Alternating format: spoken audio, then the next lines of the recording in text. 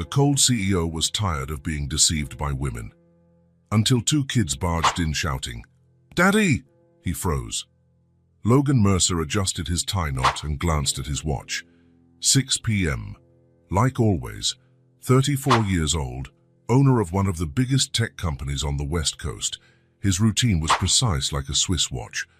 Work from 7 to 6, gym, dinner alone. Sleep by 10, no surprises, no setbacks, no one wanting anything from him. He grabbed his leather briefcase and walked across the office. His employees already knew. When Logan left, no one disturbed him. Not even a good evening or see you tomorrow. He liked it that way. The elevator descended 20 floors in silence. Logan checked his emails on his phone. 3 partnership proposals, 2 meeting requests, and a message from the security company. Everything under control. The doors opened on the ground floor, and he walked through the black marble lobby. The doorman waved, but Logan just passed by. Personal relationships were complicated. Work was simple. The sidewalk was busy at 6 p.m. Hurried executives, coffee vendors, bike couriers. Logan crossed the crowd without looking at anyone, focused solely on the parked car across the street. That's when he heard it. "Daddy!" Logan stopped. The voice was high-pitched, childish. Someone was running toward him. He looked back and saw 2 little girls, twins apparently. Dark hair, big eyes, no older than 5. They ran straight to him with huge smiles on their faces. "Daddy! Daddy!" Logan felt his chest tighten, not from emotion, from alertness. The girls stopped right in front of him, panting and happy. The smaller one stretched out her arms as if expecting him to pick her up. "Daddy, we found you!" Logan looked around. Some people on the sidewalk started paying attention to the scene. An older lady smiled, finding it cute. A man in a suit stopped to watch. "You're mistaken," Logan said, keeping his voice low but firm. "I'm not your father." The older girl frowned. "Of course you are. We saw you in the photo." "What photo?" Logan shook his head, even before she could answer. It didn't matter what photo, this was clearly a setup. "You two go home, now." "But Daddy, I'm not your dad." His voice came out louder than intended. Some people turned around. Logan felt his face flush. He hated being the center of attention. The girls exchanged confused looks. The smaller one was almost crying.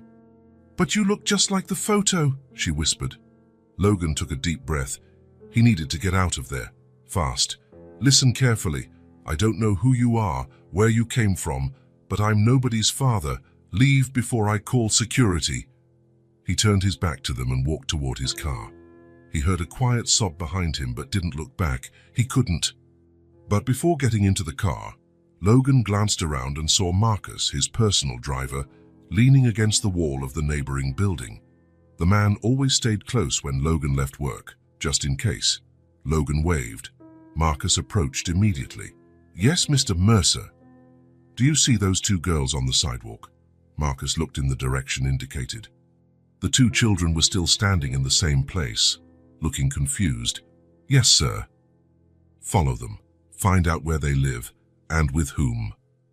Marcus frowned but didn't question.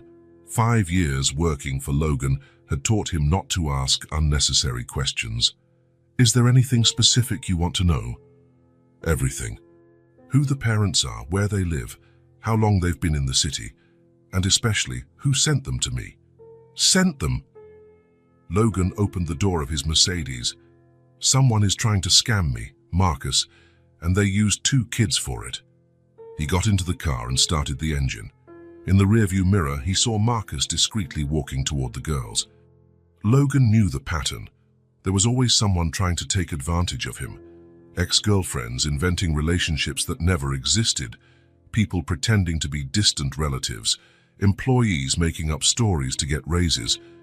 But using children, that was new and low, even by the standards he had seen. He pressed the accelerator and drove away from the building. Marcus was competent and discreet. In a few hours, he would know exactly what was going on. He turned on the radio to push away his thoughts, but the girls' voices kept echoing in his head. "Daddy, we found you."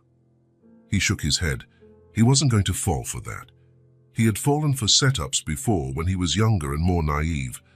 People approaching, pretending genuine interest, only to later ask for money, favors, connections. He learned the hard way that everyone wanted something, and those pretending not to want were even more dangerous. Traffic was slow. Logan drummed his fingers on the steering wheel, impatient. He wanted to get home, take a shower, forget the day, but every time he closed his eyes, he saw those girls' faces, the way they smiled when they saw him, as if they really knew him. "Professionals," he muttered to himself. "Whoever's behind this trained them well." Because that was what bothered him the most. It wasn't just that two kids had called him daddy. It was the natural way they did it, the genuine joy in their eyes. They almost made him doubt himself for a second. Almost. Logan Mercer didn't doubt anything, especially when it came to people trying to manipulate him. In a few hours, Marcus would have the answers he needed. Then he'd know exactly who was behind this. Nobody used children to try to deceive him. Nobody. Logan got home at 8 p.m. The apartment was exactly how he liked it. Minimalist and organized, quiet. Every object in its place, every surface clean. No clutter, no memories scattered around, nothing reminding him of people. He threw his briefcase on the black leather couch and went straight to the kitchen. Opened the fridge and grabbed a beer, the usual ritual. But today something felt different. He couldn't stop thinking about those girls. He sat on the couch and turned on the TV, but the sound was just background noise. His mind was elsewhere, digging through memories he preferred to keep locked away. Sarah. The name came out of nowhere, like a punch to the stomach. Sarah had been the first. 22, freshly graduated, full of dreams and plans for the future. She was beautiful, smart, fun, said she loved him. For 6 months, Logan believed he'd found something real, until he found out Sarah was really interested in his family's money. Not him, never him. Logan took a sip of beer and tried to push the memory away, but it came back full force. The argument, her fake tears, the excuses that convinced no one. "You never trust me," she had yelled in the end, and Logan had replied, "Because you gave me reasons not to." After Sarah came Amanda, then Jessica, then Vanessa. They all followed the same pattern, approaching him with smiles and promises, saying they understood him, loved him for who he was, not what he had. Lies. They all wanted something. Money, connections, status, opportunities. Some were subtle, others direct. But in the end, there was always a hidden interest behind every affectionate gesture. Logan learned to recognize the signs, the way they touched him when asking favors, how they changed the subject when he talked about work, how their eyes sparkled when he mentioned investments or expensive trips. Every gesture hid an interest. That became his rule of life. When someone smiled at him, Logan wondered, what does this person want? When someone praised him, he thought, what's the intention behind that? When someone approached, his first reaction was to find out the plan. Because there was always a plan, always. Logan finished his beer and went to get another. Passed by the living room shelf and saw a photo of himself with his parents, taken years ago. He was younger, more naive, still believed people could be genuine. What a fool. His phone rang. Logan looked at the screen. Marcus. Found anything? I did. Mr. Mercer. Do you want me to come over or explain over the phone? Come here. Logan hung up and went to the window. The city sparkled below, full of people probably lying to each other at this very moment, pretending feelings they didn't have, promising things they wouldn't keep. 20 minutes later, Marcus rang the doorbell. Come in, Logan said, opening the door. I said, what did you find out? Marcus pulled a notepad from his pocket. The girls' names are Jolie and Mira, 5 years old, twins. Logan crossed his arms. Go on. They live with their mother in a simple house on the west side of town, lower middle-class neighborhood, nothing fancy. And the father? Apparently no father around. At least I didn't see any man going in or out of the house. Logan frowned. That didn't make sense. If someone was trying to scam him, there would surely be a man behind the plan. Single mothers with small kids rarely had the means to orchestrate such schemes. Anything else? Marcus checked his notes. The mother works at a downtown cafe, normal business hours. The kids stay with a neighbor during the day. No fancy cars, designer clothes, nothing indicating wealth. Do they go to school? I didn't find school records, but that might be normal considering their age. Logan walked back to the window. Something was wrong. People who scam millionaires don't live in simple houses or work in cafes. Marcus, are you sure there's nothing suspicious? No strange activity? No one watching the house? Nothing, Mr. Mercer. I spent 3 hours watching. It's a normal family. Quiet. The mother came home at 6, picked up the girls from the neighbor's car. They had dinner, watched TV, and went to bed early. Marcus closed the notepad. To be honest, sir, I didn't see anything indicating a scam. Just silence. Silence. The word echoed in Logan's mind. That was what bothered him the most. Scammers make noise, create situations, pressure, insist. They don't disappear silently. Are you sure you followed the right kids? Absolutely. Dark hair, brown eyes, identical twins. They even mentioned to their mother they saw Daddy today. Logan felt a chill down his spine. What did the mother say? I couldn't hear clearly. They were inside, but she didn't seem surprised or worried. Logan walked to the couch and sat down, ran his hands through his hair, trying to organize his thoughts. It didn't make sense. Nothing made sense. If it was a scam, there would be pressure. Calls, messages, contact attempts, requests for money, lawyers showing up with paternity papers, but there was none of that. Just silence. Marcus, I want you to keep watching. A few more days. Discreetly. Yes, sir. And if anyone tries to contact me, my company, or anyone close to me, I want to know immediately. Understood.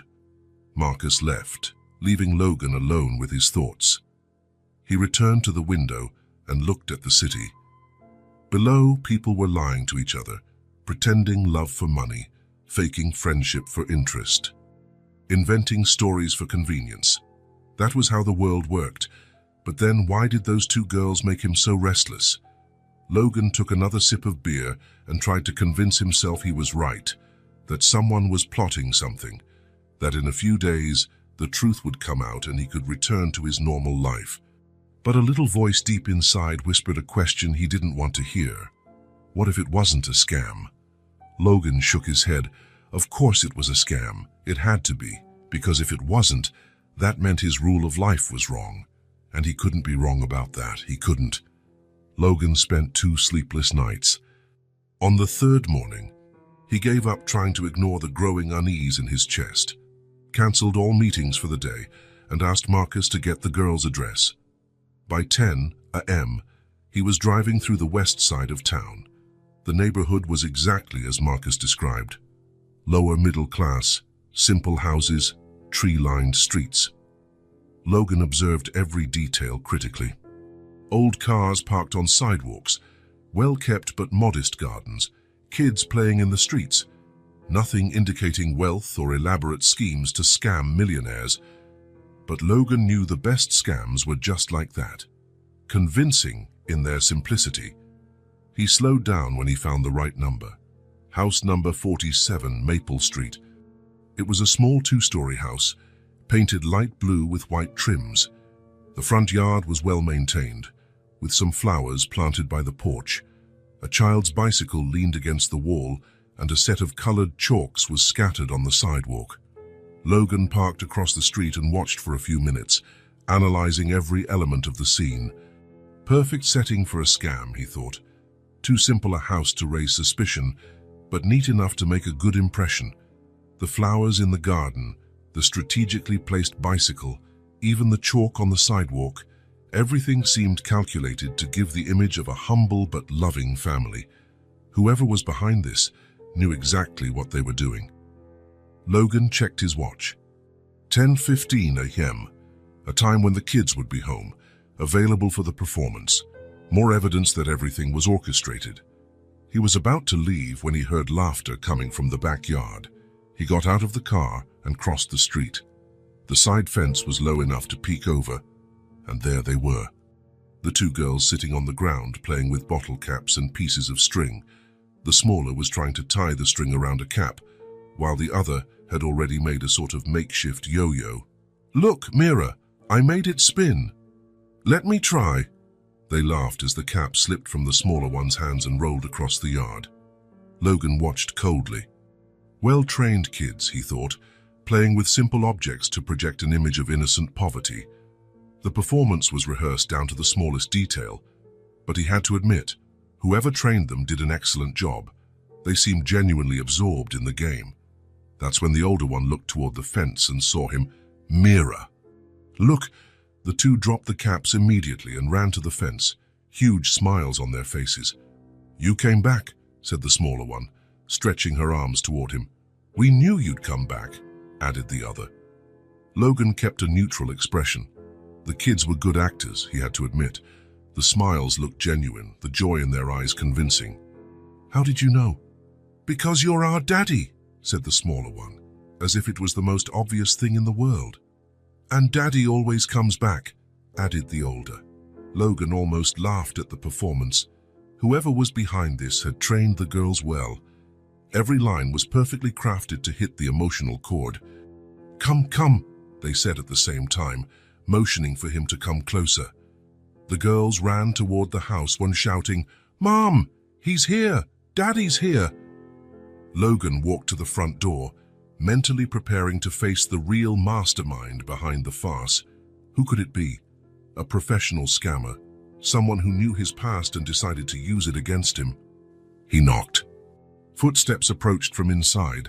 The door opened, and Logan felt the world stop. Camille. The woman at the door looked exactly as he remembered, only more mature. Light brown hair, now shorter. Green eyes he knew well. The same face that had haunted his thoughts for months after their breakup. Logan. They stared at each other for a moment. Logan felt a mix of shock and, strangely, betrayal. Camille Hart. Of course it was her. Now everything made sense. The woman he had dumped years ago, suspecting her intentions, was back, and she'd brought heavy artillery. "Mom, it's him! He's the daddy from the photo!" shouted one of the girls, appearing beside Camille and tugging at her shirt. "We told you we'd find him," added the other, squeezing in on the other side. Logan looked at Camille with a hard expression. Now everything made sense. She'd held a grudge over the breakup and decided to get revenge using the kids. The plan was brilliant in its cruelty. "You two go play inside for a few minutes." "Mommy needs to talk to Logan," Camille said, and Logan noticed her voice tremble slightly. Good actress, he thought, even faking nervousness. The girls obeyed, but not without enthusiastically waving at Logan. "Do you want to come in?" Camille asked quietly. Logan nodded. Better to settle this once and for all. The sooner he unmasked the farce, the better. The inside of the house was exactly what he expected. Simple, modest, well-kept. There were drawings from the girls stuck to the fridge, toys organized in baskets in the corner of the living room, colorful cushions on the sofa, children's books stacked on the coffee table, all very calculated to give the image of a needy but happy family. Logan recognized staging when he saw it. "Sit down, please," Camille said, pointing to the sofa. Logan sat at the edge, stiff, maintaining a defensive posture. Camille settled into the armchair across, keeping distance. He noticed she avoided direct eye contact. Logan decided to get straight to the point. "So this is your plan," he said, cold and controlled voice. "My plan?" Camille asked, and Logan saw a genuinely confused expression cross her face. Either she was an exceptional actress, or, no, he wasn't going to fall for it again. "Using kids to try to extort me. I admit it's creative, Camille. More elaborate than I expected from you." Camille's face visibly paled. "Logan, you don't understand. They are They are what? My daughters? Logan laughed bitterly. Please, do you think I'm stupid? They are your daughters, Camille said, voice growing firmer. But Logan detected a tremor beneath the determination. Of course they are. And you decided to show up now, 5 years later, because I didn't show up. They came looking for you. Logan stood and started pacing the room, analyzing every object, every picture on the wall. Everything seemed too authentic. What kind of scammer would invest so much in set design? Let me guess the story you made up, he said, stopping in front of a shelf with children's books. You found out you were pregnant after we broke up, tried to reach me but I wouldn't listen. So you decided to raise them alone, spent years fighting, working hard, being a heroic mum. Now that they're older, you thought it was time to introduce me to my daughters. Logan turned to face Camille. What are you waiting for? Back child support, money for education, a better house? Or will you just ask for a lump sum to disappear? Camille was silent for a long moment, and Logan saw tears forming in her eyes. Once again, the performance was convincing. It's not like that, she said quietly, voice almost breaking. Not like that? Then explain it to me. And please spare me the drama. Camille took a deep breath, clearly trying to control herself. You ended things with me, Logan. Said I was trying to take advantage of you. That all women did that. And I was right, apparently. Logan saw Camille flinch as if slapped. I found out I was pregnant 3 weeks after you kicked me out. Logan crossed his arms. And you didn't reach out because you made it very clear what you thought of me, how you would react if I showed up pregnant. Exactly how I'm reacting now. That's why I said nothing, Camille said, a tear running down her face. That's why I decided to raise them alone, and I did. Logan studied her expression. Either Camille had become an extraordinary actress, or no. He couldn't let himself be fooled by tears. He'd fallen for that before. For 5 years you planned this moment. For 5 years I tried to forget you. Camille's voice came out louder than she intended. She glanced quickly toward where the girls were and lowered her tone. Logan, do you think it was easy raising 2 kids alone, working 2 jobs to pay for diapers, staying up nights when they were sick, with no one to help? Her voice was loaded with an emotion that seemed too real to be faked. Do you think I wanted to remember you every day looking at their faces, seeing your eyes in them, your stubbornness, your expressions? Logan kept his cold expression, but something inside him wavered for a second. Then why did they come looking for me now? Camille wiped her eyes with the back of her hand. They found a picture of you in an old box, asked who it was. I told them it was their dad, and then they came up with the plan together. There was no plan. The frustration in Camille's voice seemed genuine. They got curious, searched your name on the internet, found articles about your company, decided to find you on their own. 5-year-olds don't decide things like that, Camille. Someone planted that idea in their heads. Nobody planted anything.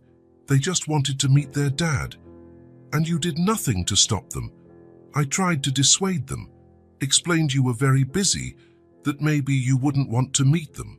Sure you did. At that moment, the girls appeared at the living room door.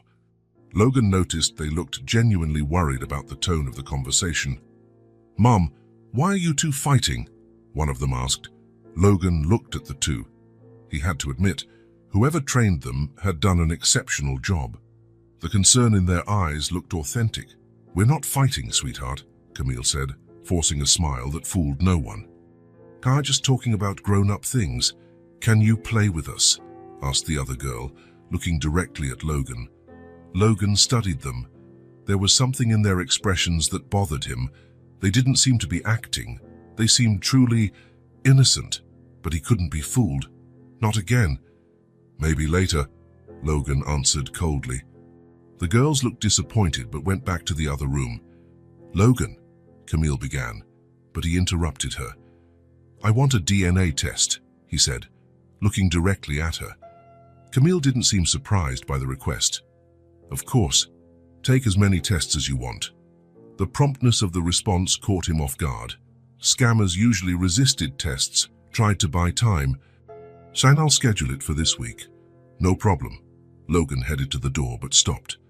"And just to be clear, if these girls really are mine, we'll settle this legally.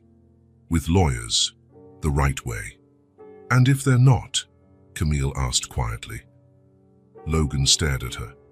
"Then you'll have to explain to them why you made up such a cruel story." Camille closed her eyes for a moment, as if trying to hold herself together. "They'll get hurt if you just disappear again, Logan. Then you should have thought about that before starting this farce." "It's not a farce," she said, voice almost a whisper. Logan walked toward the door. Camille followed, keeping her distance. On the porch, she tried once more. "Logan, I know you don't believe me. I know you think this is some kind of scam. But please, don't hurt these girls because of what you think of me. If they really are my daughters, I'll do what's right, legally. And if you find out they really are your daughters, what will you do then?" Logan stopped halfway down the stairs. "I'll take financial responsibility." "Only financial?" Logan didn't answer. He went down the rest of the steps and walked to the car. Before getting in, he looked back. Camille was on the porch, eyes red. The girls appeared beside her, drawn by the movement. "Bye, Daddy," they shouted, waving. "Come back soon." Logan got in the car without waving back. Driving home, he tried to organize his thoughts. Camille seemed different from how he remembered, more mature, stronger, and there was something in her tears that seemed too real, but he couldn't trust his own instincts. He had been fooled before by women who seemed genuine. One question hammered in his mind. Why had Camille accepted the DNA test so easily? Scammers usually tried to avoid concrete proof, bought time, made excuses, changed the subject, but Camille hadn't hesitated even for a second. Logan shook his head, pushing doubts away. Women like Camille were experts at faking emotions. She had probably rehearsed every tear, every gesture of pain. He wasn't going to fall for it again. He wasn't. The envelope arrived Monday morning. Logan was at the office, trying to focus on quarterly reports, but his mind kept drifting to that blue house on Maple Street. It had been 3 days since the visit, 3 days avoiding thinking about the possibilities. When the secretary knocked on the door, he immediately knew what it was. "Mr. Mercer, this arrived for you. Special delivery." Logan took the white envelope with the lab's logo. His hands trembled slightly as he tore the seal. For a moment, he hesitated. Once he opened that envelope, his life would change forever, one way or another. Paternity test result. He skimmed the technical text quickly, looking for the numbers that mattered. 99.99% probability of paternity.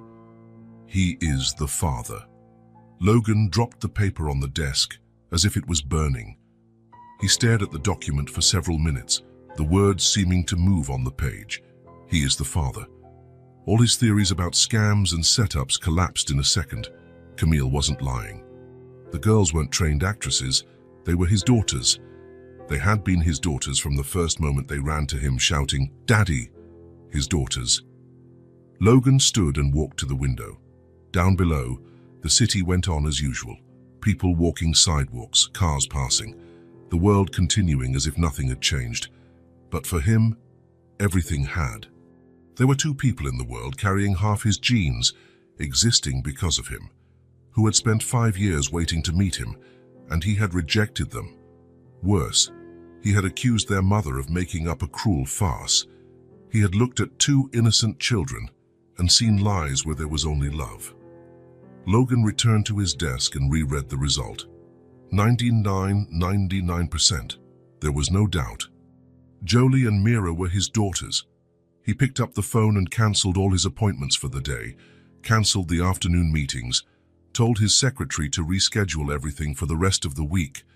He needed to go back to that house. He needed to apologize. The word sounded strange even in his own mind. Logan Mercer didn't apologize. Logan Mercer was always right, always one step ahead, always knowing what people really wanted. But Logan Mercer had also never found out he was the father of 2 5-year-old girls. He drove to Maple Street in complete silence, No music, no calls, just him and his thoughts. He rehearsed mentally what he was going to say. How do you apologize for accusing someone of using kids to extort you? How do you explain 5 years of absence? How do you ask forgiveness for rejecting your own children? There was no manual for that. No business protocol that prepared him for that moment. He parked in front of house number 47 and sat there for a few minutes. The house looked exactly the same, but Logan saw it with different eyes now. It was no longer a set for a scam. It was his daughter's home. The living room curtains moved slightly. Someone had seen him arrive. He took a deep breath and got out of the car, walked to the door with slow steps, every meter feeling like an eternity. He knocked and waited. Footsteps approached, slower this time, more cautious. Camille opened the door. She looked calmer than he expected. There was no anger on her face, no satisfaction at being proven right, just a quiet resignation, as if she already knew why he was there. The test came, Logan said, his voice softer than intended. I figured. You wouldn't come back if it hadn't. They stared at each other for a moment. Logan looked for signs of triumph in her eyes, but found only calm sadness. Can I come in? Camille nodded and stepped aside. The house was exactly the same, but Logan saw it completely differently now. The toys scattered weren't props for a play. They were evidence of 2 little lives lived there. The drawings on the fridge weren't part of a scene. They were artistic expressions of his daughters. His daughters. Where are they? In the backyard, playing with soap bubbles. Logan could hear laughter coming from the back of the house, and the sound stirred something in his chest. Camille, No need, she said softly, anticipating what he was going to say. I do. Logan stopped in front of her and for the first time in years forced himself to be completely honest. No games, no strategies, no defense mechanisms. I'm sorry for not believing, for leaving, for being cruel to you and to them, for thinking you were capable of using children to manipulate me. Camille studied him silently, and Logan saw tears forming in her eyes. Did you really think I would make something like that up? Yes, I believed everyone wanted something from me. I always believed that every woman who approached me in recent years wanted money, or connections, or status. And now, Logan looked toward the backyard where the laughter continued. Now I know I was wrong. At least about this. At least about you. Camille nodded slowly. They don't know about the test. I didn't want to confuse them more. To them, you've always been their dad. What did you tell them? About me leaving so quickly? That you were busy with work, but that maybe you'd come back? That sometimes adults need time to think? Logan felt a pang of something that could be gratitude. Even after how he had treated her, Camille had protected his image before their daughters. Did they ask a lot? Every day. When is Daddy coming back? Why did he leave? Didn't he like us? Each question was like a stab. Logan imagined 2 little girls wondering if they weren't good enough for the dad they had just met. What did you answer? That you needed time. That it had nothing to do with them. That you'd come back when you were ready. How could you be sure you'd come back? Camille smiled for the first time since he arrived. Because I know you, Logan. You can be many things, but you're not a coward. Once you knew the truth, you'd do the right thing. Do you want to see them? She asked after a moment. Yes, but I don't know what to say. Start with the truth. They deserve that. Camille took him to the back door. In the yard, Jolie and Mira were chasing soap bubbles, trying to pop them before they hit the ground. They were wet, grass-stained, laughing loudly. Logan watched them for a moment, trying to absorb the scene. These were his daughters. Half of each of them came from him. Girls, Camille called. You have company. The 2 stopped running and looked toward the house. When they saw Logan, their faces lit up in a way that completely disarmed him. You came back, shouted Mira, dropping the bubble container and running toward him. Now we were playing with bubbles, said Jolie, coming closer more slowly but with the same huge smile. Want to play with us? Logan crouched in front of the two, getting to their eye level. Up close, he could see his features in their faces. Jolie's eyes had the same shape as his. Mira's stubborn chin was identical to his. "Girls, I need to tell you something important." They stopped immediately and paid attention, noticing the seriousness in his tone. I didn't believe you when you said I was your dad. I thought it was a lie." "But it wasn't a lie," Mira said, confused. "We showed the photo. I know that now. And I'm sorry for not believing." "Sorry for leaving." Logan took a deep breath, trying to find words a 5-year-old could understand. "I don't know how to be a dad. I've never been a dad before. Never even thought about it. But if you'll let me, I want to try. I want to learn." The girls looked at each other for a second and then smiled. "Of course you can," said Jolie. "You're our daddy," Mira added, as if it was the most obvious thing in the world. And then, for the first time in his life, Logan hugged his daughters. It was awkward.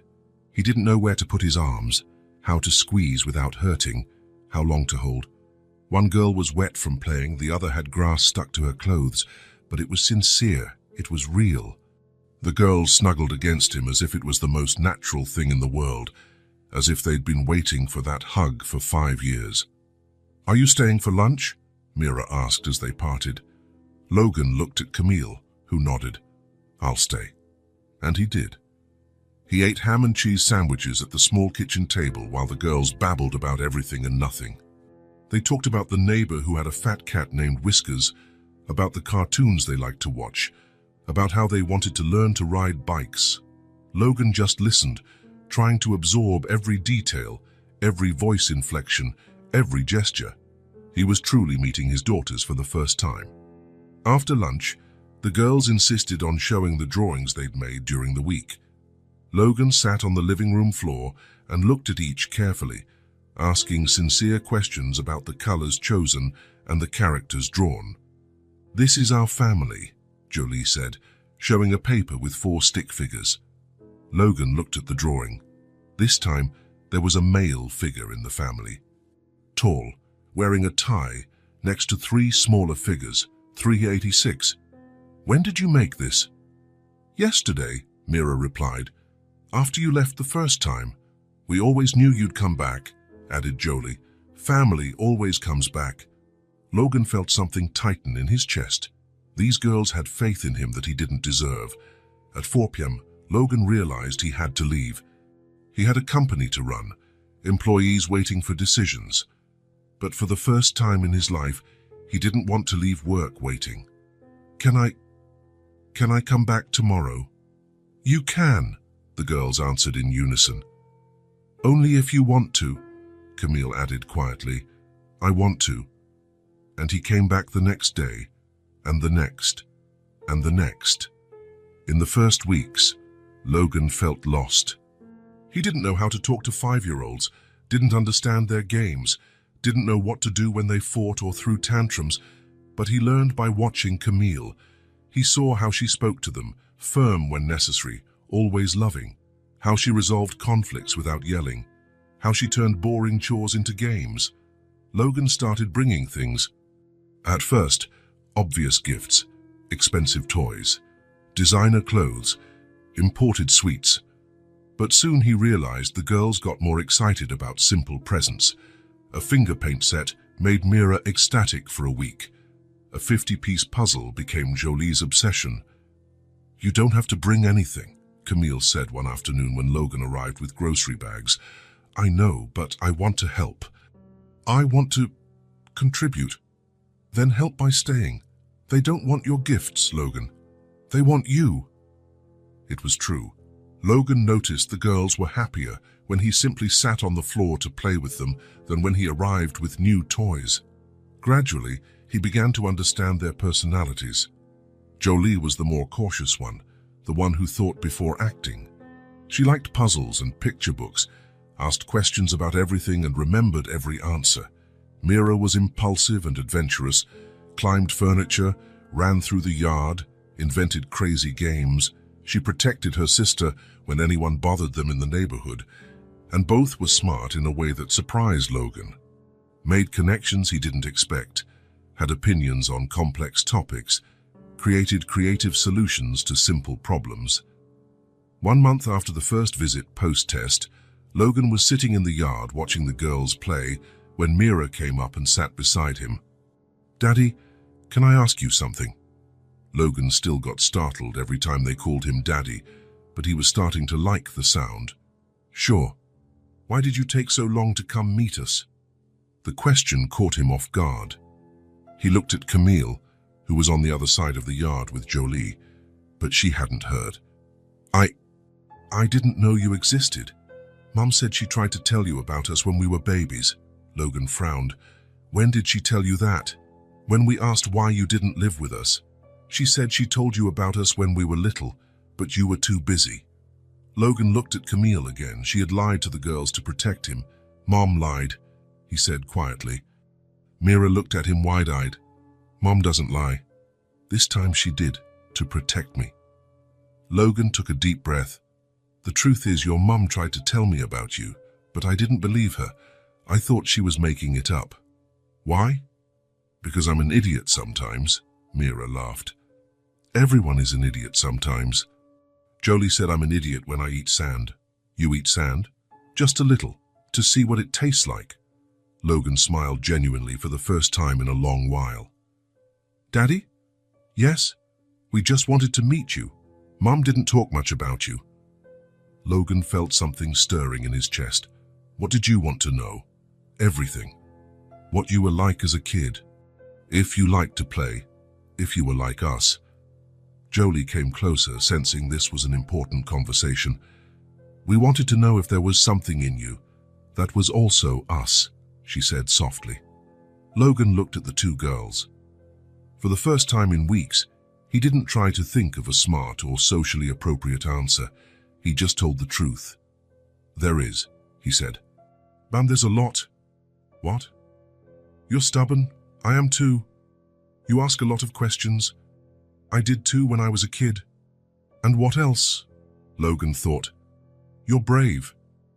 It took a lot of courage to come looking for me. And you're loyal to each other. I wish I were that loyal." "You can be," Mira said. "I'd just stay with us. That's what I'm trying to do." "And you will," Jolie added with the seriousness of a 5-year-old, "because you're our daddy." Logan was silent, just listening. For the first time in his adult life, he didn't feel the need to defend himself, explain his actions, or justify his fears. He just sat there in the yard with his daughters, learning that sometimes the simplest truth is also the most powerful. He was a dad, and maybe, just maybe, he could be good at it. Logan arrived at the Maple Street house on a Saturday morning with a different proposal. He had spent 2 weeks visiting the girls almost every day after work. Always at the house, always under Camille's watchful eye, always within the safe zone of the yard and living room. But that morning, he felt brave. "Good morning," he greeted Camille when she opened the door. "You're early today," she noted, but was smiling. "I wanted to ask something. For all 3 of you." The girls came running from the kitchen, still in pajamas, hair messy. "Daddy!" they shouted in unison, and Logan felt that familiar tightness in his chest. A good tightness, he realized. The kind of tightness that means something important is happening. "Good morning, girls. How about going out today?" "Going out?" Mira asked, eyes shining. "Where?" Jolie wanted to know. "I thought the park, and then a snack." Logan looked at Camille, seeking approval. "Just the 3 of us," he added quietly. Camille hesitated for a second. Logan understood. It was the first time he'd be alone with the girls, the first time he'd be fully responsible for them, even if just for a few hours. "Please, Mommy," Mira begged. "We promise to behave," Jolie added. Camille looked at Logan. "Are you sure?" "I am." And he really was. In recent weeks, he had watched Camille with the girls enough to know the basics. He knew they liked swings, that Mira was more adventurous on the playground, that Jolie preferred to watch before trying. "Okay," Camille agreed. But take jackets. It's a little chilly. The girls screamed with joy and ran to get dressed.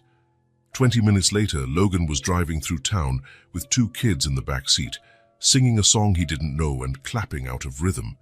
He looked in the rearview mirror and saw Jolie and Mira completely absorbed in the music, without a care in the world.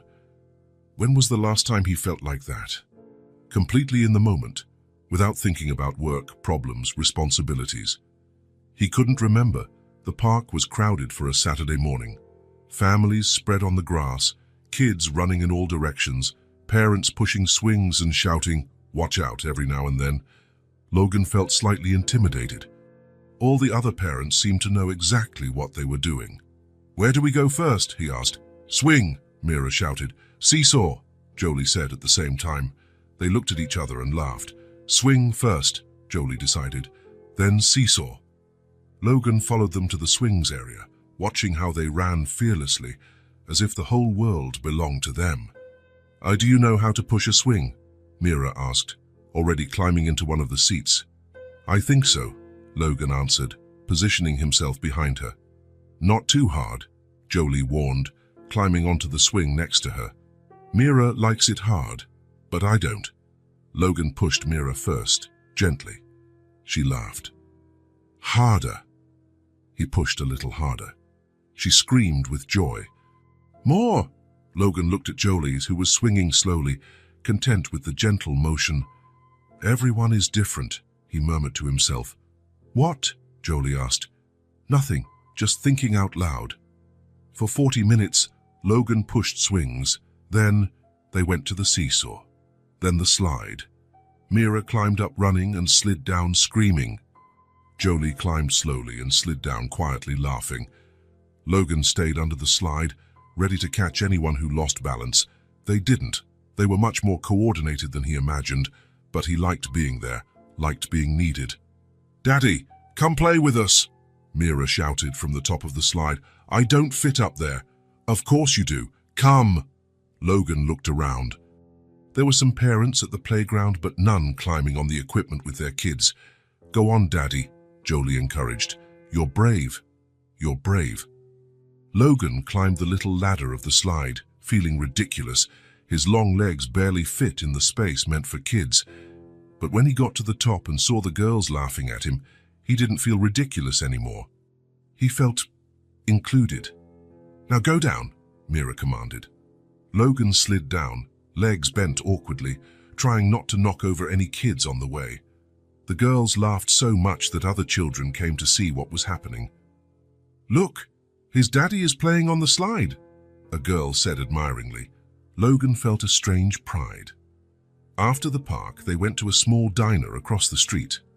Logan let the girls choose what they wanted to eat. Mira ordered pancakes with chocolate syrup. Jolie ordered grilled cheese sandwich. "And to drink?" the waitress asked.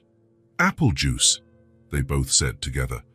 Logan ordered coffee and watched the girls eat. Mira smeared her whole face with chocolate syrup. Jolie ate meticulously, one bite at a time. "Size it good?" he asked. "Very," Mira answered with her mouth full.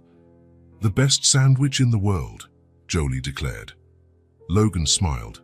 It was probably an ordinary sandwich, made with ordinary ingredients in an ordinary diner, but to Jolie, it was the best in the world. When was the last time he thought something was the best in the world? "Daddy, aren't you going to eat anything?" Mira asked, noticing he was only drinking coffee. "I'm not hungry." "Want a bite of my pancake?" Mira held out her fork with a dripping piece of chocolate syrup. Logan hesitated. The pancake was messy, the fork probably covered in kids' saliva, but he took it anyway. "It's good," he said. And it was true. "I know," Mira said proudly. "I pick pancakes very well." After the snack, they went back to the park. The girls wanted to play on the grass, so Logan sat while they invented a game where they were explorers looking for treasures. "You have to help us," Jolie said. "You're the map. How am I a map?" "You say where the treasure is," Mira explained, as if it was obvious. Logan looked around and pointed to a distant tree. "The treasure is buried near that tree." The girls ran off. Logan followed, watching how they examined every leaf, every twig, completely absorbed in the game. They found a shiny little stone. "Guys, it's a diamond," Mira announced. "We're going to be rich." Jolie agreed. "We'll split it 3 ways," Mira decided. "1 piece for me, 1 for Jolie, 1 for Daddy." Logan looked at the ordinary stone they treated like a diamond. "Thank you," he said seriously. "I'll keep it very carefully." They played for another hour, chased butterflies, made flower crowns. Tried to teach Logan to do somersaults. He couldn't. When it started to get cold, Logan suggested going home. "Already?" Mira complained. "Your mom is waiting," Logan said. In the car, the girls were quieter, tired after a full day of playing. Jolie started to doze in the back seat. When they arrived at Maple Street, Camille was on the porch waiting. "How was it?" she asked. "It was perfect," Mira replied, jumping out of the car. "We played on the slide and Daddy played too," Jolie added, more awake now. "We found a diamond." Mira showed the little stone. Camille smiled and looked at Logan. "A real diamond, impressive." "It was quite a day," Logan said. The girls ran inside to tell their mom all the details. Logan stayed on the porch for a moment, just breathing. There was something different about him, something he couldn't name. Jolie ran back and stopped in front of him. "Daddy?" "Yes." She hugged him tightly, squeezing with all the strength a 5-year-old can. "It was the best day," she whispered against his chest. Logan felt something breaking inside his chest. Something good breaking, like a wall he didn't know existed had crumbled. He hugged Jolie back, and this time it wasn't awkward, it was natural. "Me too," he said quietly, and it was true. When Jolie let go and ran back inside, Logan stood on the porch for a few more minutes. Camille approached. "Are you okay?" Logan looked at her and smiled. A genuine smile, unlike any he'd given in years. "I am," he said. And for the first time, he didn't try to analyze what he felt, didn't look for second intentions or hidden agendas, didn't question if he was making the right decision. He just knew, with a certainty that came from somewhere deep inside, that he didn't want to be away anymore, didn't want to miss a single day of his daughter's lives, didn't want to be a stranger to the 2 people who called him Daddy so naturally. "Camille?" "Yes?" Can I start coming every day, not just some days a week?" Camille studied his face. "Are you sure?" "Absolutely." "Then yes. They'll love that." Logan nodded and walked to the car. Before getting in, he looked back and saw 2 loving faces at the living room window waving at him. He waved back and drove home, knowing his life had changed forever. This time, for the better. Logan got home at 9 p.m. The apartment greeted him with the same silence as always. White walls, minimalist furniture, clean surfaces with nothing out of place. Everything exactly how he liked it, or how he used to like it. He tossed his keys on the metal tray by the door and stood in the entrance hall, just listening. Silence. Absolute silence. He walked to the living room and sat on the black leather sofa, turned on the TV but left it muted. Didn't want sound, just movement on the screen to break the stillness of the room. A few weeks ago, that ritual calmed him, coming home and finding peace in the emptiness. No noise, no chaos, no one wanting his attention or asking questions. But now the silence felt wrong. Logan got up and went to the kitchen, opened the fridge and stared at the neatly organized shelves, water, green juice, leftover Japanese food. Everything tidy, everything clean, everything lifeless. When was the last time he had eaten something homemade? When was the last time his kitchen served any purpose other than storing drinks and takeout? He closed the fridge and returned to the living room. The contrast was stark. A few hours ago, he was in a small, noisy diner, watching Mira smear chocolate syrup on her face and Jolie meticulously eating her sandwich. There was life there. Movement, laughter, organized chaos. Here there was only emptiness. Logan walked to the window and looked down at the city, Bright lights, cars passing, people living their lives. From where he was, everything seemed small and distant. He had always liked that feeling, being above it all, watching without participating, controlling without getting involved. But now he felt isolated. He returned to the couch and picked up his phone. There were 3 work messages, 2 meeting proposals for the next week, and a notification that his bank account had received dividends. Nothing requiring his immediate attention. Nothing that made him feel needed. Logan put down the phone and looked around the room. Every object had been chosen carefully. The glass coffee table, modern lamps, imported rug. All expensive, all beautiful, all perfectly coordinated, all completely impersonal. There wasn't a single personal photo in sight. No open books, magazines tossed on the table, shoes forgotten in the corner. No evidence anyone really lived there. It was a magazine apartment. Beautiful to look at, impossible to live in. Logan got up and walked to the shelf that took up an entire wall of the living room. It was his only concession to personal decoration. Business books, some company awards, a 50-year-old bottle of Scotch whiskey, and a single photo. He took the silver frame and stared at the image. It was him 3 years ago on top of a skyscraper his company had designed. He was alone in the photo, standing on the edge of the helipad, the city sprawling behind him like a carpet of lights. It was his favorite photo. It represented everything he had achieved: success, power, independence. At that moment, he felt on top of the world, literally. Logan always looked at it when he needed to remember who he was, what he had conquered, how good it felt to be in control of his own life. But now, looking at the photo, he only saw a lonely man. "Before, this silence protected me," he murmured to himself. "Now it pushes me away." It was true. For years, he had used silence as a shield. He'd come home after days full of people wanting something from him and found peace in emptiness. No one to impress. No one to distrust. No one to disappoint. Silence was safe.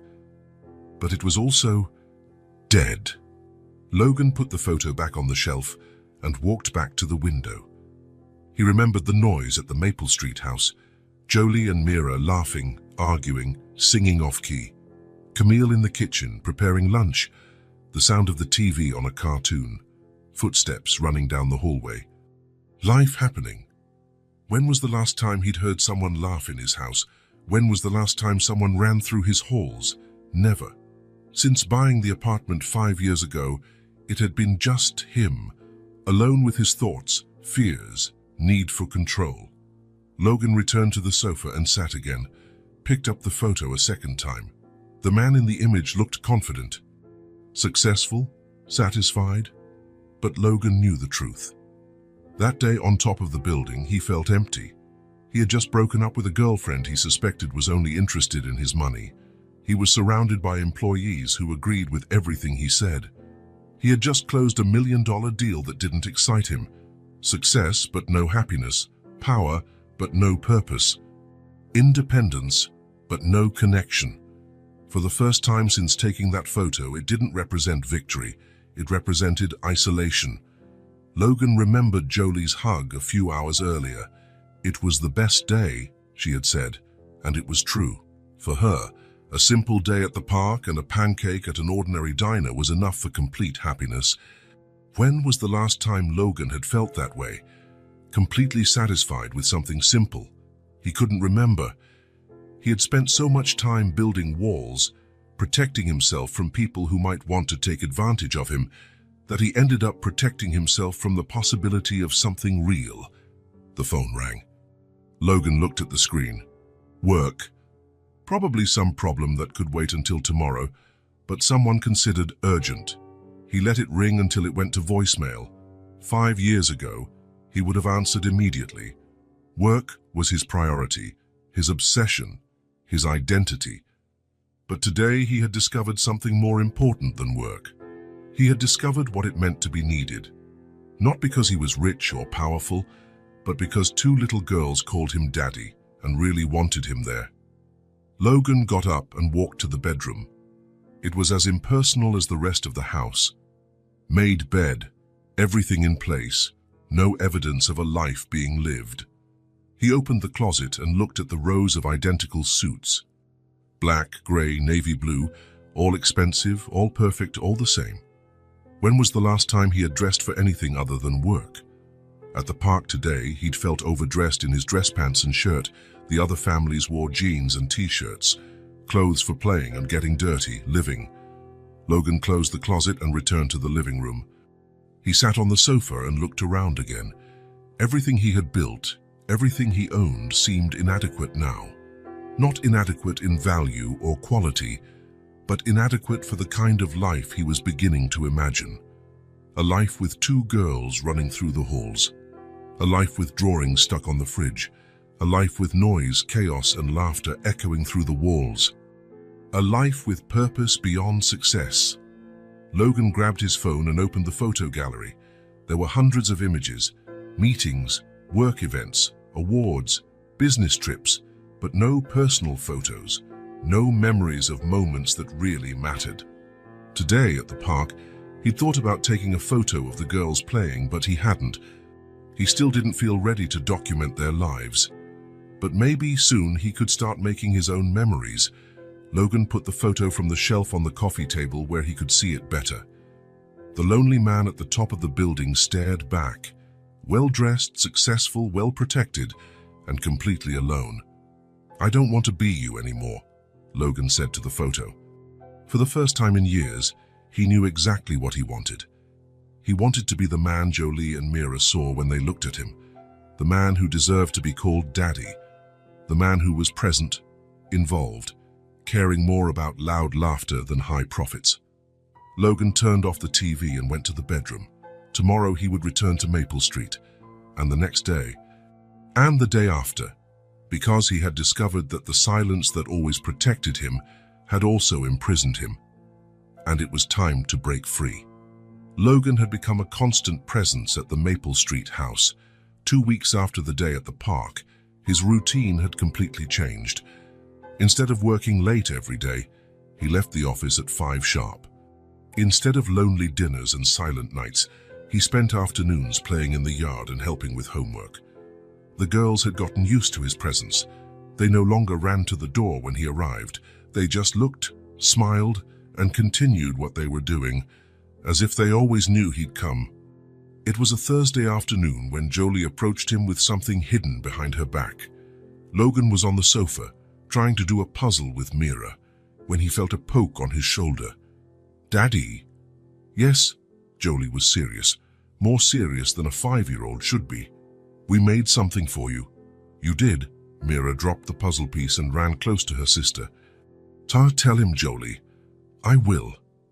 Jolie took a deep breath, as if preparing for an important speech. "We drew our family."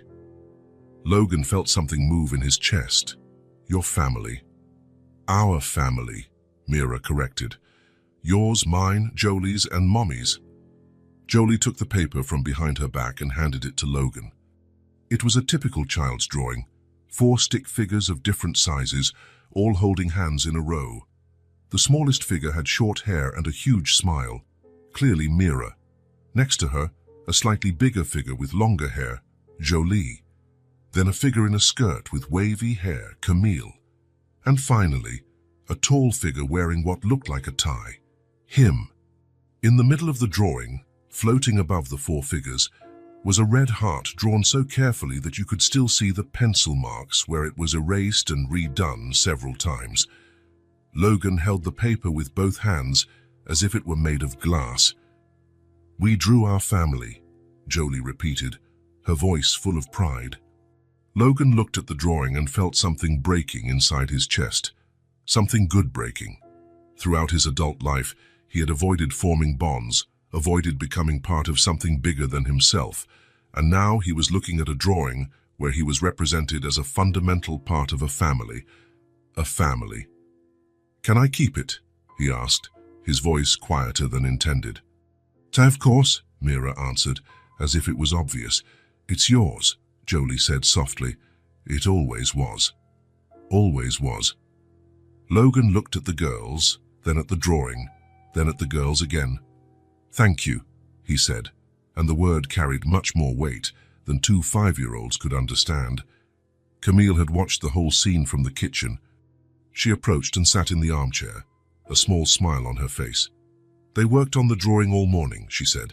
They argued about what color to use for the heart. Mira wanted pink, Jolie wanted red. Why did red win? Because red is the color of true love, Jolie explained with the seriousness of someone absolutely sure of what she was saying. Logan looked at the red heart in the center of the drawing. How do you know so much about love? Mom taught us, Mira answered. Logan looked at Camille, who just shrugged. They asked how to recognize true love. I said true love is when someone stays even when things get hard. And you stayed, Jolie added, looking at Logan.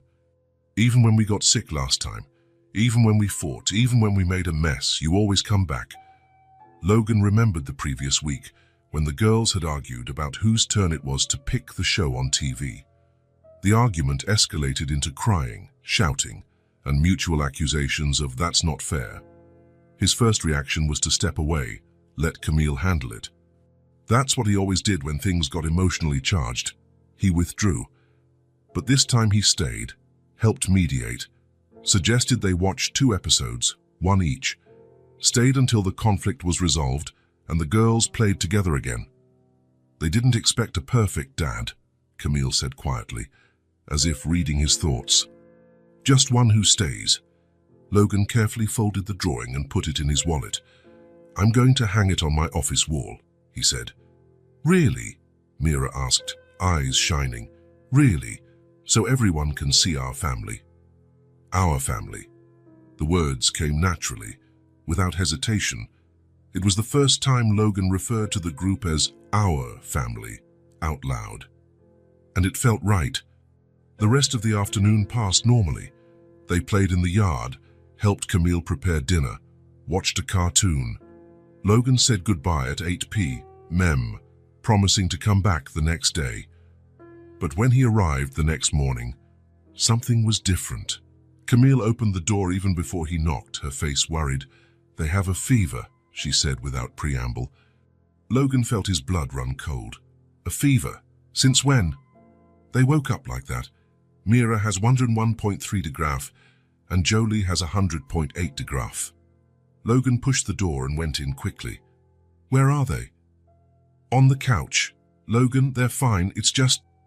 But Logan was already in the living room, seeing the 2 girls wrapped in a blanket, pale and clearly feeling sick. Hi, Daddy, Mira said weakly. We're not feeling well today, Jolie added, as if apologizing. Logan knelt in front of the couch and put his hand on each of their foreheads. They were too hot, way too hot. I'm taking you to the hospital, now. Logan, wait, Camille tried to intervene. It's just a flu. I gave them fever medicine. They're better than an hour ago. But Logan wasn't listening. He was already taking the girls' blankets off. Come on, girls. Let's take a little trip. Daddy, I don't want to go, Mira complained. Just for a little while, the doctor will check on you. Logan carried them in his arms, one on each side, and headed for the door. Logan, it's just the common flu, Camille insisted, grabbing her bag and running after him. Fever is normal. Kids get sick. Not my daughters, Logan answered, something fierce in his voice. In the car, he put the girls in the back seat and turned on the air conditioning. Are you feeling very bad? A little, Jolie replied. My head hurts, Mira added. Logan stepped on the accelerator. Camille, in the passenger seat, tried to calm him. Logan, breathe. A 100.4 degrees fever isn't an emergency. It's a normal response by the body to fight viruses. How can you be so sure? Because I've been through this before. Alone. Many times. The word alone hit Logan like a punch. Camille had faced the girls' illnesses alone for 5 years. Sleepless nights, scares, worries, all alone. But he wasn't thinking about that now. He could only think that his daughters were sick and he needed to do something. The hospital was 15 minutes from the house, but Logan made the trip in 10. He parked at the emergency entrance and carried the girls in his arms again. You didn't have to rush so much, Camille murmured, but was smiling. At reception, Logan identified himself and explained the situation to the nurse. Fever for how many hours? A few hours, Camille answered. Vomiting, diarrhea, difficulty breathing. No. Are they playing? Eating. They ate a little at breakfast, Camille said. The nurse smiled. Sounds like a common flu, but we'll take a look. Logan sat in the waiting room holding the girls. They had cheered up a bit with the change of environment and were watching other people. Daddy is worried about us, Jolie observed. Daddy's worry, Mira replied, as if an expert on the subject. 15 minutes later, they were called for the consultation. The doctor, a calm man in his 50s, carefully examined the girls, checked throat, ears, listened to lungs, checked lymph nodes. Common flu, he diagnosed. Seasonal virus. Very normal at this time of year. Logan felt such relief he almost sat down. Are you sure? Absolutely. Fever medicine when the fever bothers, lots of fluids, rest. In 3 days they'll be fine. No need for antibiotics. Tests, hospitalization? The doctor smiled. First-time dad. Yes, Logan admitted. Normal to worry, but they're fine. Really fine. On the way home, the girls slept in the back seat. Logan drove slowly, checking in the rearview mirror every few seconds to see if they were still breathing normally. Camille was quiet in the passenger seat. Do you think I overreacted? I think you care, she answered. A lot. Logan stopped at a red light and looked back. Jolie and Mira slept leaning on each other, steady breathing, faces finally without the sickly pallor. I've never been afraid of anything, he said softly. Until today. Welcome to fatherhood, Camille murmured. Is it always like this? This fear? Always. It gets better with time, but it never completely goes away. Logan resumed driving. How did you manage alone for 5 years? Because I had no choice, and because I knew they needed me whole, not panicked. Logan thought about that. Thank you for not stopping me from taking them to the hospital. You needed to be sure. I understand. Even if it was overreacting, Camille smiled.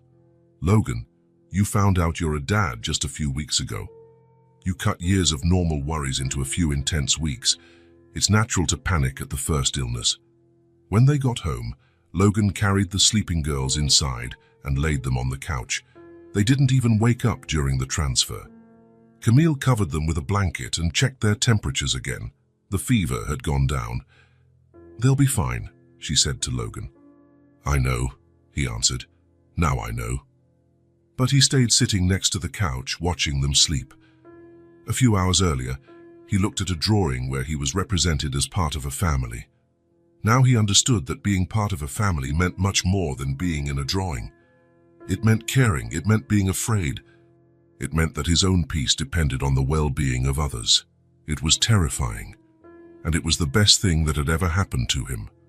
After the fever episode, something changed in Logan. It wasn't a sudden or dramatic change. It was gradual, like a door that was ajar finally being thrown wide open. He started arriving earlier at Maple Street.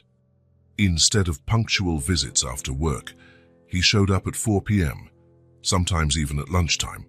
He rearranged his entire schedule to have more free time, delegated responsibilities he used to insist on doing personally, cancelled unnecessary trips.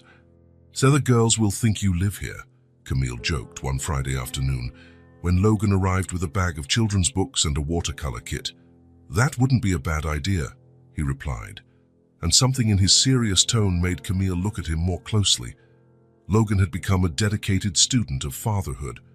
He observed every detail of the girls' personalities, as if analyzing the most important project of his life.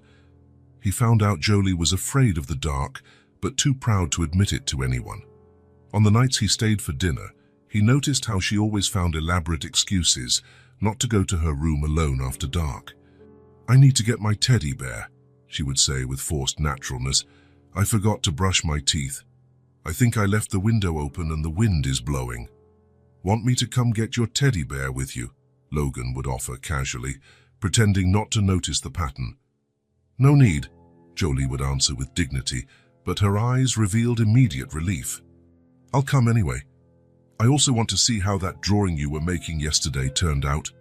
And he followed, turning on all the lights along the way, making comments about the drawings stuck to the wall, about the books organized on the shelf, about anything to keep the conversation flowing until she felt safe enough. He never mentioned the fear, never made her feel weak. He was just there. With Mira, he learned she processed emotions through physical movement. When she was frustrated, sad, or confused, she didn't cry or throw tantrums like most kids. She started running in circles in the yard, as if she could run the feelings away. "Why is Mira running?" he asked one afternoon, watching the girl circle endlessly on the grass. "She had an argument with a friend at the neighbor's house," Camille explained, watching from the window. "The friend said she didn't know how to play with dolls right, that she was doing everything wrong. That's how she releases her feelings." Logan went down to the yard and watched Mira for a few minutes, trying to understand the process. "Can I run with you?"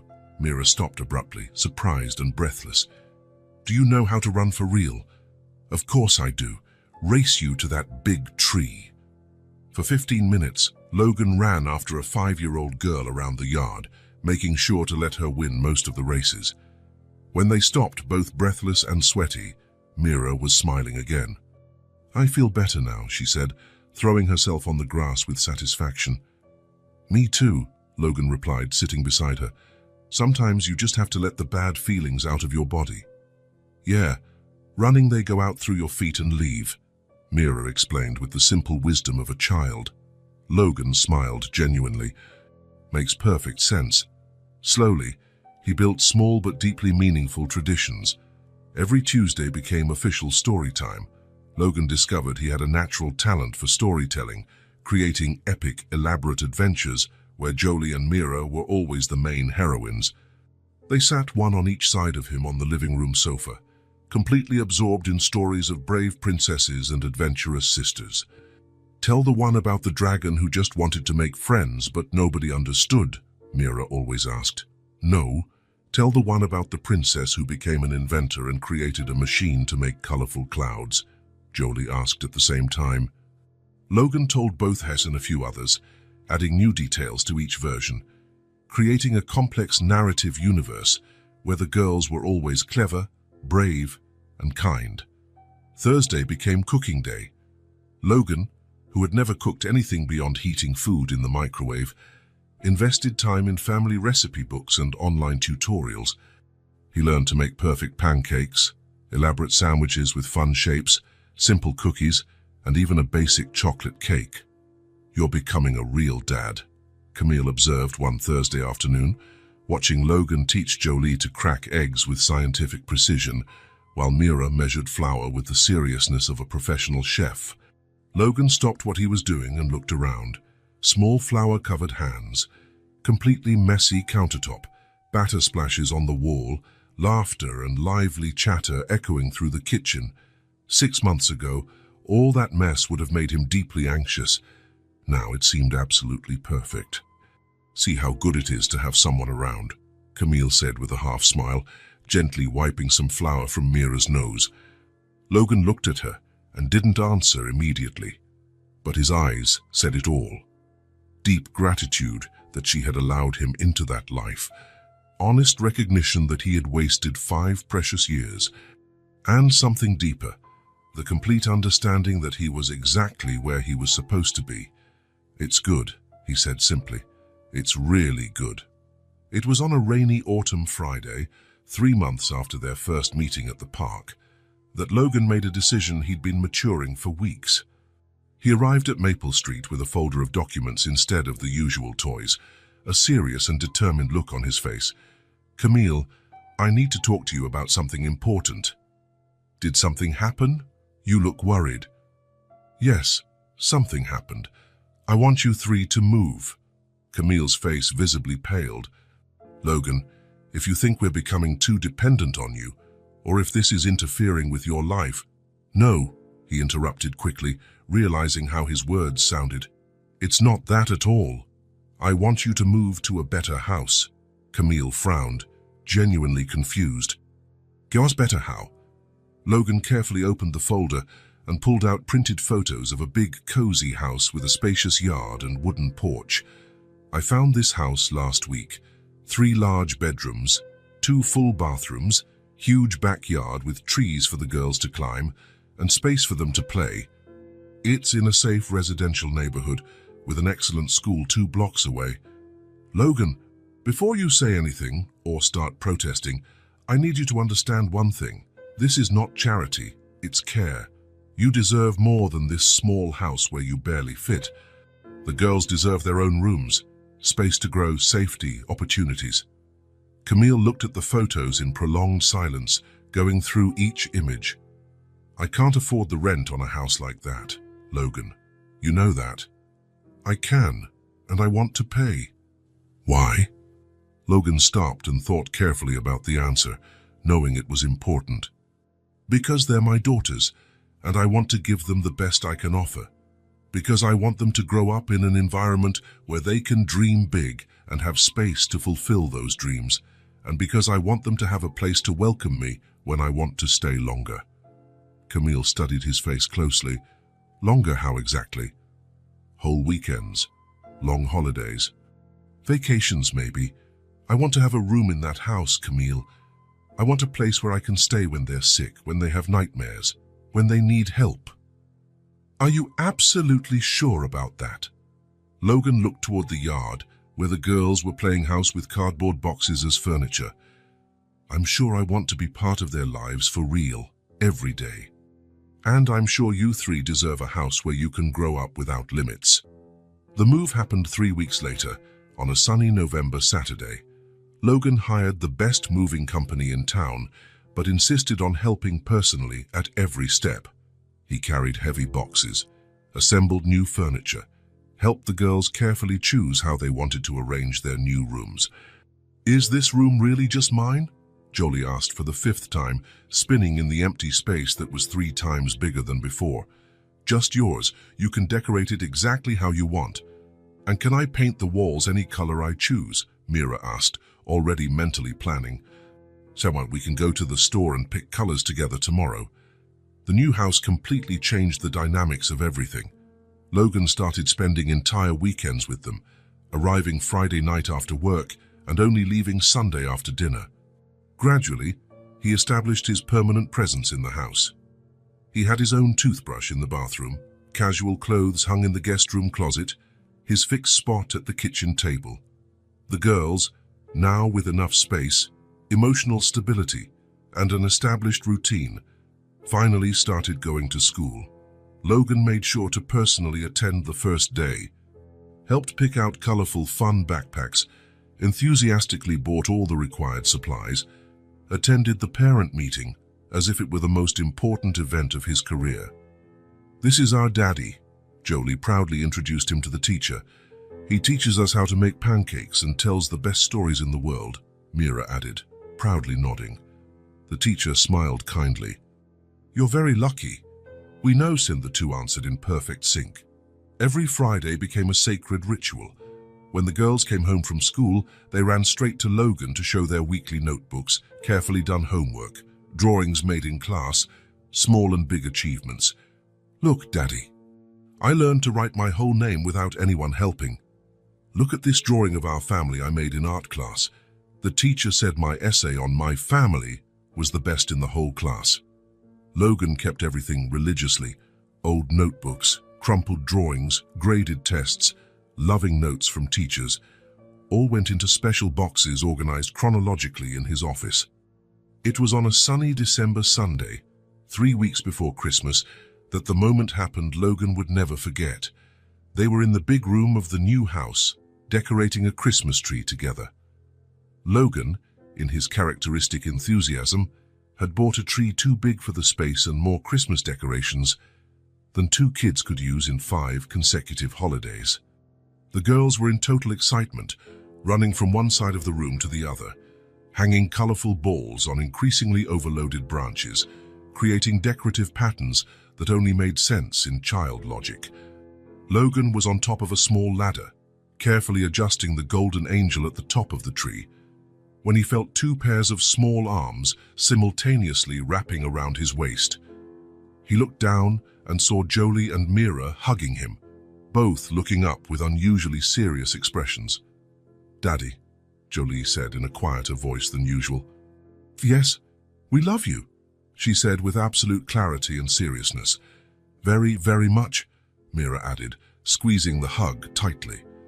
Logan completely stopped what he was doing.